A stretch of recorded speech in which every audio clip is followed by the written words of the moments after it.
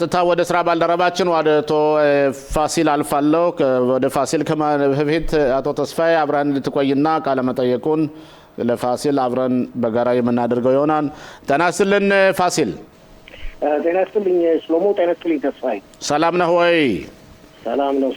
የእናንተ አካባቢስ እንዴት ነው? ትላማታ ተኛችሁ? ዛሬ ደህና ነው? ሰላም ነው ወይ? ማታ ከእናንተ የተለየም አይመስለኝም። ከእናንተ ጋር አንድ ነው እኮ አንድ ጊዜ ብቻ ነበር የነበረው ማለት ይቻላል። ዛሬ ግን ምንም ነገር አልነበረም። ጠዋት አካባቢ አንድ ነበር መሰለኝ ባልሳሳት። ጠዋት አካባቢ ነበር እንግዲህ ሁለት ማለት ነው።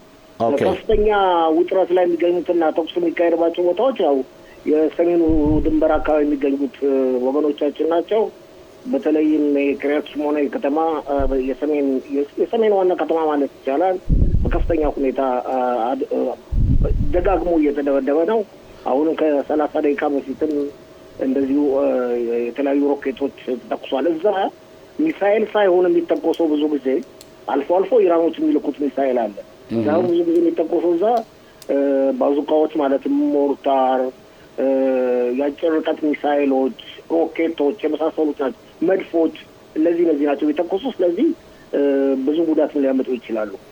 እስቲ እንግዲህ ይህን በተመለከተ ደግሞ ስለ አካባቢ ያለው ሁኔታ ትንሽ ቆየት ብለን ከመምህር ሮቤን መሸሻ ጋር ቆይታ እናደርጋለን። እኔ አንተን አሁን አቶ ፋሲል ቀጥታ ልወስድ የምፈልገው የዶናልድ ትራምፕን አቋምና በተለይ እሳቸው እኔ ሁልጊዜ ስስት ናቸው እላለሁ። ብዙ ሰዎች አይወዱም፣ ግን እሳቸው የሚገለባበጡ ሰው ናቸውና በተለይ ሁርሙዝን በተመለከተ የዓለም አቀፍ የቤንዚን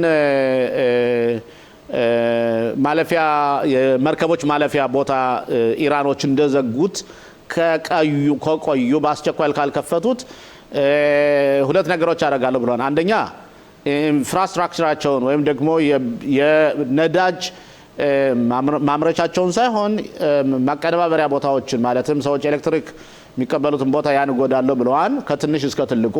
ሌላው ደግሞ እዛው አጠገብ ያለች ደሴት አለች፣ ያችን ደሴት ደግሞ እቆጣጠራለሁ ብለዋል። ሶስተኛ ለኛ የፓርትነሮቻቸው ወይም ደግሞ ጓደኞቻቸው ባለስልጣናት ለናታንያሁ እንዳሉት ከሆነ ጦርነቱ እንደሚራዘም ነው፣ ቶሎ እንደማያልቅ ነው። እናም እንዴት ታየዋለህ በአጠቃላይ አቶ ፋሲል? በብዙ ትክክል ነው። እንግዲህ እኔ በእውነት ነው ነገር ስለሞ ከመጀመሪያው ጀምሮ ይህን ቃል ከተነፈሱ በኋላ ያደርጉታል ብዬ አልገምትም ነበር። ምክንያቱም ሰብአዊ ተቋም ማለት ህዝባዊ ተቋም ነው የመብራት ኃይል ማለት መብራት ኃይል ነው ደበድባለሁ ያሉት። እንግዲህ ያሉት በግልጽ ለመናገር የነዳጅ ማምረቻ ቦታ አይደለም፣ ሌሎች ቦታዎች አይደለም፣ መብራት ኃይል ነው ደበድባለሁ ያሉት። እና ያንን የወሽመጡን በማስመልከት እንግዲህ ወሽመጡ ዋናው ትልቁ ጥያቄ ከዓለም የነዳጅ ምርት 20% የሚንቀሳቀስበት ቦታ ነው። ስለዚህ 20% ነው 32% ነው 20% ነው 20% ነው። ኦኬ 20% የሚከለከል እንግዲህ ቼክ አድርገን እንደገናም ተመልሰን ለመጠቆም እንወዳለን። ለማንኛውም ከመጀመሪያው ጀምሮ ያላሰብኩም ነበር። ይህ ሀሳባቸው ትላንት ልብ ብለህ እንደሆነ ከትላንትናም ወዲያ የኢራኑ ልዑል አልጋ ወራሽን ተቃውመውት ነበር።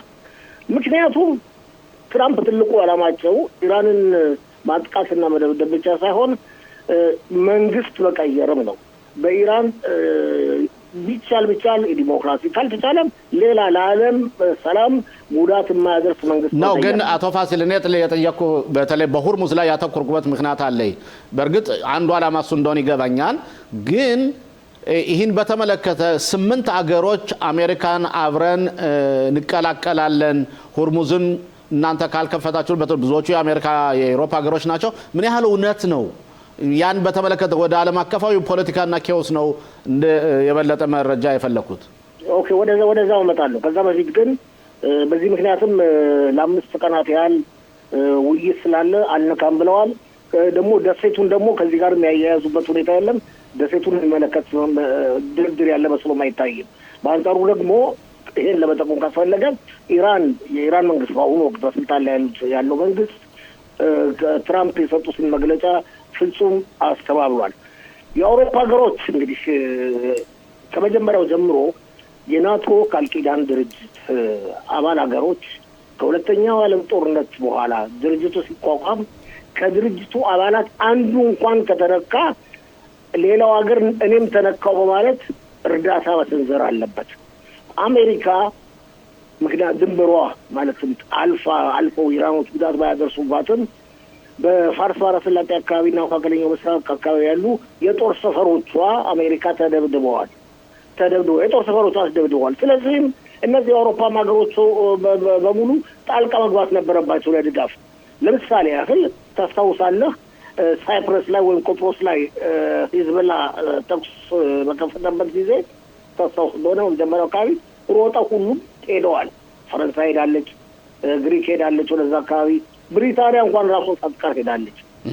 ስለዚህ የአውሮፓ ሀገሮች በኢራን መንግስት ፍራቻ ምክንያት ወደኋላ ወደፊት ያሉበት ሁኔታ በጣም የሚገርም ነው። ይህ ሁኔታ እንግዲህ የሚያሳየው ኢቮሉሽኑን ነው። ማለት ኢቮሉሽን ማለት እንግዲህ አንድ ሰው ይወለዳል፣ ያድጋል፣ ይጎረምሳል፣ ያረጃል፣ ይሞታል አይደል እንዴ? አሁን የአውሮፓ ሀገሮች እንግዲህ 80 ዓመት ያህል የበላይ ሆኖ ቆይተው ነበር። ከዛም በፊት ኢምፓየሮች ነበሯቸው፣ በተለይም በብሪታንያ እና ፈረንሳይ፣ ጀርመንም በጥቂቱ። ስለዚህ እንግዲህ ከዓለም ጉዳይ ወጣ ማለታቸው መስሎ ይታያል። ግን አሁን ባለንበት ሁኔታ ብዙ ከሚገርመው ነገር አቶ ፋሲል ብዙ ጊዜ እንደሚታወቀው ቻይናውያን የኢራንን 80% ከ80 እስከ 85% የኢራንን ቤንዚን ተጠቃሚዎች ናቸው እና ኢራኖች በሆርሙዝን በተመለከተ የውጭ ጉዳይ ሚኒስትሩ ሲናገር ያስተባበለው እንዴት ነው የኛ ወዳጅ ሀገሮች የሆኑ ሁሉ እኛን የማይዋጉ ሀገሮች ከሆኑ ድረስ እንሰጣቸዋለን በሰላም ያልፋሉ። ያ ማለትን የጃፓንንም የራሻንም የሚጠቀሙ ከሆነ ሌሎች በተለይ የሩቅ ምስራቅ ሀገሮችን በተመለከተ ነውና እዚህ ላይ ብዙ ደግሞ ከዚያ አካባቢ ተጎጆች ካታሮች ናቸው። የሳውዲ አረቢያና የሌሎች ሀገሮች ማለፊያ መስመሩ ሌላ ነው ይባላል። ምን ያህል እውነት ነው ይስ? ሎ በጥቂቱ ነው ሌላ መስመሩ እንጂ ብዙ አንተ እንዳልከው ቻይና ከምትጠቀምበት ከ180 እጅ በላይ ነዳጅ የሚመጣው ከዛ አካባቢ ነው። ማለትም ከኢራን ነው። ሌሎችም ሀገሮች ቢሆኑ በዛዎች መጥ በበኩል አድርገው ነው ወደ ሌላ ሀገር ለምሳሌ ወደ ሩቅ ምስራቅ እስያ መሄድ ከፈለጉ ወደ ሩቅ ምስራቅ እስያ በዛ በኩል ማለፍ አለባቸው የግዴታ። ሌላው ቀርቶ ወደ ቀይ ባህር እንኳን መሄድ ከፈለጉ በዛ በኩል አድርገው ዞሮ መሄድ አለባቸው። አለበለዚያ በአገሪቱ ምዕራባዊ ክፍል በሚገኙ ወደቦቻቸው መጠቀም አለባቸው። ሁሉም የላቸውም። ሁሉም ከቀይ ባህር ጋር የሚያገናኛቸው መንገድ የለም ከሳውዲ አረቢያና ከመሳሰሉት ሀገሮች በስተቀር።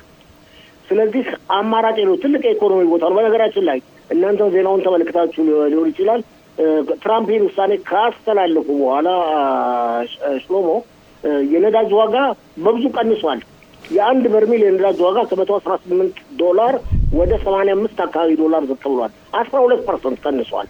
12% ትራምፕ የፈለጉትን አግኝተዋል ማለት ነው። እንደዚህ ያምታቱ ዶላር ዋጋ ወደ ታች በመውረድ 3 ሸቄል ከ11 ደርሷል። በነገራችን ላይ አቶ ፋሲልን ይህ በእንዲህ እንዳለ በዚህ በተለይ በቤንዚኑ ጉዳይ በተመለከተ አንዳንድ የሰማዋቸው መረጃዎች ነበሩ። ምን ያህል እውነት እንደሆነ አላውቅም፣ አንተ ልታውቅ ትችላለህ።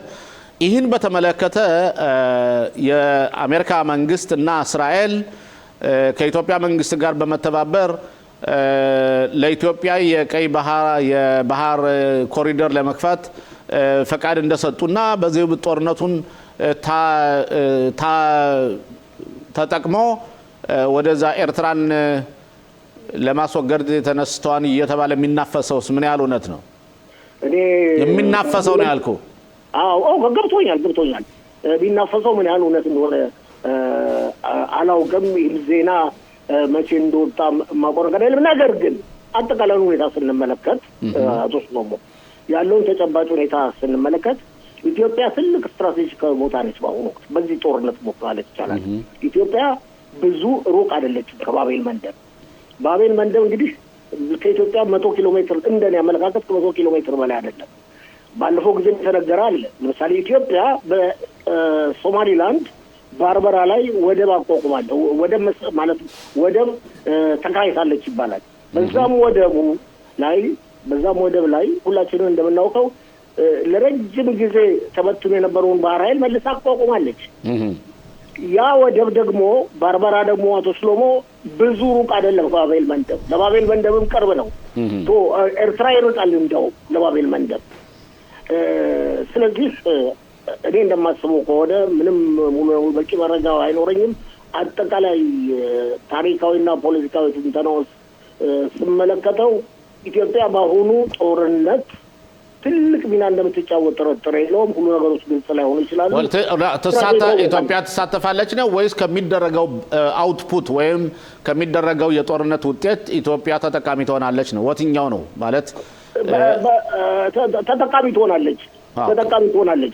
ሁለተኛ ሁላችንም እንደማውቀው ያ ወደብ በርበራ የሚገኘው ወደብ የኢትዮጵያና የተባበሩት አረብ ኤሚሬቶች የጋራ ወደብ ነው። እንግዲህ የተባበሩት አረብ ኤሚሬቶች ያለበት ተጨባጭ ሁኔታ እናያለን። ኢትዮጵያ ለረጅም ጊዜ ያህል ከተባበሩት አረብ ኤሚሬቶች ጎን የቆመች ሀገር ነች። አሁንም ቢሆን በዛ በቀይ ባህር አካባቢ ለሚደረገው እንቅስቃሴ ኢትዮጵያ ሚና እንደምትጫወት ጥርጥር የለውም። ምንም እንኳን እስካሁን ድረስ ሽሎሙ እንደምታየው ሁቲዎች ምንም አይነት ነገር ያደረጉት ነገር የለም፣ ግን ወደፊትም ሊያደርጉ ይችላሉ። ማን ያውቃል? ኦኬ ለአቶ ተስፋዬ እስቲ እንፍቀድለትና ጥያቄ ለመጠየቅ ከዛ ሐማስን በተመለከተና ኳታርን በተመለከተ ከጦርነቱ ጋር ተያይዞ ጥያቄ ይኖረኛል። ጤና ይስጥልኝ አቶ ተስፋዬ እንደገና። ጤና ይስጥልኝ በድጋሚ አቶ ሽሎሞ። ጤና ይስጥልኝ ፋሲል። እኔም የኔ ጥያቄም ከፕሬዚዳንት ዶናልድ ትራምፕ ጋር በተያያዘ ነው። እንግዲህ ዛሬ ዶናልድ ትራምፕ ከኢራን ጋር የውስጥ ለውስጥ ስምምነት ወይም ውይይት ጥሩ ውጤት እያመጣ ነው የሚል ንግግር ተናግረዋል። በአንጻሩ ስንመለከት ደግሞ የፋርስ ባህረ ሰላጤ ሀገራቶች ይሄ ጦርነት በተኩስ አቁም መቆም የለበትም የሚልም ንግግር ተናግረዋል። እንዴት ታየዋል ይሄን ፋሲል? እንግዲህ ተስፋዬ በተኩስ አቁም መፈጸም የለበትም ማለታቸው ምን ማለታቸው ነው? አሁን ለተመልካቾቻችን ግልጽ ለማድረግ በእስራኤልና በአሜሪካ አሸናፊነት መፈጸም አለበት የጦርነት በስልጣን ላይ ያለው የኢራን መንግስት መውረድ አለበት ማለታቸው ነው። እንደተፈራውና እንደተጠረጠረው አይደረግም ሲባል እንደነበረው አይደረግም ሲባል ነበር። ነገር ግን ኢራን እንደምናየው ከሆነ በእነዚህ በጎረቤት ሀገሮችም ላይ እንዳውም በቅርብ ወዳጇ በካታር ላይ ተኩስ ከፍታለች፣ ሚሳይሎችን ተኩሳለች፣ ጉዳት አድርሳለች። በአጠቃላይ ሁኔታ የፋርስ ባህረ ሰላጤ ሀገሮች በዚህ ጦርነት ብዙም ላይ ጎዱ ይችላሉ የሚል ግምት አድሮ ነበር ብዙ ጊዜ፣ ግን አይመስለኝም። እስካሁን ድረስ ብዙ ጉዳት ደርሶባቸዋል። እንዳውም አሁን ሁላችንም እንደምናውቀው ትራምፕ ይሄንን የኃይል ማመንጫዎችን መደብደባቸውን እገታለሁ በማለታቸው ነው እንጂ ትራምፕ የኃይል ማመንጫዎቹን ቢደበድቡ ኖሮ የኢራን መንግስት ዝቶ ነበር የመካከለኛው ምስራቅ የሚገኙትን የአሜሪካ ወዳጅ ሀገሮችን የኃይል ማመንጫዎችን የእስራኤልንም ጨምሮ እደበድባለሁ የሚል መግለጫ ወጥቶ ነበር። አቶ ፋሲል እዚህ ላይ አንድ ጥያቄ ልጠይቅ የምፈልገው ቢኖር የዓለሙ ሕዝብ አንዳንድ ሚዲያዎች በተለይ ኢራንን በጣም አሞግሰው ይናገራሉ። ኢራን እቺ አይበገር ሀገር አሜሪካና እስራኤልን ተቋቁማ ይሄው የባምቦ እየተኮሱ ሮኬት እየተኮሱ ሚሳኤል እየተኮሱ የአካባቢውን ሀገር እያስጨነቁ ነው ይላሉ። እና ይሄ ትንሽ ቅዠት አይደለም እንዴ አቶ ፋሲል? ትንሽ አይደለም። አንተ ጊዜ እንደምትለው ትልቅ ቅዠት ነው። አሜሪካና የፈለገው ነገር ቢሆን አሜሪካና እስራኤል በአሁኑ ወቅት ከኢራን ጋር የሚያደርጉት ጦርነት ጉዳት የሚያደርሰው በጦር ተቋሞች ላይ ብቻ ነው። የአሜሪካና የእስራኤል ጦር ኃይልና መንግስት የኢራን ሰላማዊ ዜጎችን መጉዳት አይፈልግም፣ ወዳጃቸው ስለሆነ እንደውም አልፎ ተርፎ መንግስት እንዲለወጥ ስለሚፈልግ። ስለዚህ ኢራኖች ግን እንደምናያቸው ምንድን ነው ድፍረታቸውና ጀግነታቸው? እንደውም ከዛ አልፎ ተርፎ ወንድ ልጅ ሁላችንም እንደምናውቀው ከሚወጋው ጋር ነው ተኩስ መለዋወጥ ያለበት። አልፎ ተርፎ ከጀርባ ያለውን መደብደብ ነው እንጂ አሳይተናል ደጋግመን። ለምሳሌ ከፍተኛ ጉዳት የሚያደርሱት በህዝባዊ ቦታዎች ላይ ነው፣ ህዝብ በሚኖርባቸው ነው። ይኸው አይተናል። ዲሞና በተሰኘው ከእስራኤል ደቡባዊ ክፍል የሚገኝ ከተማ፣ አራድ በተሰኘው በደቡባዊ ክፍል የሚገኝ ከተማ፣ ከዚያም አልፎ ተርፎ በሰሜኑ ክፍል ክሪያት ሞና፣ ምቱላ፣ ሌሎችም ከተማዎች አካባቢ የደቡሉት በሰላማዊ ዜጎች ላይ ነው። ስለዚህ ይህ ወንድነት እንዴት ነው ወንድነት የሚያሰኘው? ኦኬ ሌላው አቶ ፋሲል ይህ ከዚህ ጋር ተያይዞ የሚገርምህ የሐማስ ርዝራዥ መሪዎች የቀሩት በተለይ ዶሃ ያሉት ጦርነቱን ብዙ ጊዜ ኢራንን አውግዘው አልተናገሩም። እዛው እየበሉ እዛው እየጠጡ እያስተናገዷቸው በ6 እና 7 ኮከብ ሆቴል ላይ እየተንደላቀቁ ሴቶችን እያጠራመሱ ግን ኳታር ስትመታ ምንም ስላላሉ አሁን በጣም ከፍተኛ ሳንክሽን ጥሎባቸዋል። ስለዚህ ለይሁዲና ለእስራኤል ቀን ሊወጣ ነው እንደ ሐማስና ኳታር ከተጣሉ ሁሉ ጊዜ ቆይታል። ሽሎሞ ጭማንጆች ናቸው አረቦች ታውቃለህ አይደል? ጭማንጆች ናቸው እና እስካሁን ድረስ ቀርቷቸው የነበሩት እነዚህ ፍልስጤም ሐማስ ድርጅት ሽብር ፈጣሪዎችና ቀሚስ ለባሾች ሁላችንም እንደምናውቀው ቀርቷቸው የነበረችው ሀገር ካታርና ከዛም አልፎ ተርፎ ቱርክ ነበር። አሁን ከካታር ጋር ሊቀያየሙ ነው በዚህ ጦርነት ጊዜ ነው። አቶ ፋሲል መቃየም ሳይሆን እነሱ አሁን ለምሳሌ የሐማስ የመሪዎች ስብሰባ ሊደረግና ምርጫ ሊሆን ነበረው እንዳይሆን አግደዋቸዋል። ከዛም ደግሞ እያንዳንዳቸውን ሳንክሽን ጥለውባቸዋል ተባለ። ስለዚህ ሐማሶች ምንድነው የሚፈልጉ? ከአባታቸው ጋር ከነፍስ አድናቸው ጋር ከኳታር ጋር ከተጣሉ እንግዲህ ማን ሊያድናቸው ነው? አርዶጋን ሊያድናቸው ነው እንዴ? እሱ አርዶጋንን በኢራን 3 ጊዜ ሚሳኤል ተተኩሶበታል። ታስታውሳለህ ሽሎሞ?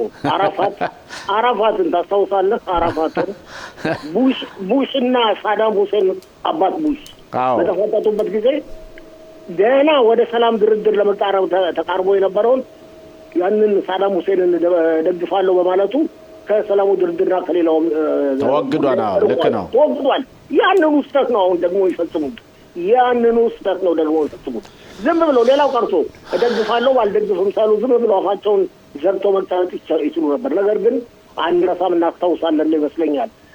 ለዚሁ ድርጊት በአሁኑ ወቅት እነሱም ላሉበት ተጨባጭ ሁኔታ ከፍተኛ ግፊት ያደረገችው፣ እርዳታ የለገሰችው፣ ገንዘብ የሰጠችው ከካታር በተጨማሪ በትልቅነት ኢራን ነች። ስለዚህ እንዴት ወደ ኋላ እንሆናለን ነው። ኦኬ አቶ ፋሲል በጣም የሚገርም ነው የዛሬ ውይይታችን። በጣም አመሰግናለሁ። ብዙ ጥያቄዎች ነበሩ፣ ግን እስቲ በዚህ እናቁምና አሁን ቀጥታ ወደ ማስታወቂያ ነው። አመሰግናለሁ አቶ ፋሲል። ለነገ በደንብ አዘጋጀው። እንግዲህ አንተ እንዳልከው አሁን አንደኛ ከኔ በኋላ አብይ ቢተው ተወጣ ይኖራል። አብይን አፋጣችሁ ጠይቁት። በኢትዮጵያ ቆይታ አድርጎ ነው ለጉብኝት ሄዶ ሳይመጣ ተዛ ቀርቶ ነበር። ስለዚህ በልዩ አውሮፕላን በወጣ አውሮፕላን ነው የመጣው። እንዴት እንደነበር ልጠይቁት ስላላችሁ ጦርነቱንም የሩት ከተማ ነዋሪ ነው። በከተማው ውስጥም ይሁዳውና አረቦች በጋራ ነው የሚኖሩት። በተለይ ኢትዮጵያውን ተጨባጭ ሁኔታ በማስመልከት እንዴት መጣ፣ ምን ነገር ተደረገ ሳሰሉ ልጠይቁት ስላላችሁ እንደተለመደው ሩዌል መጨረሻ ደግሞ የሰሜኑ ክፍል ያቀርብልናል። ኦኬ እናመሰግናለን አቶ ፋሲል።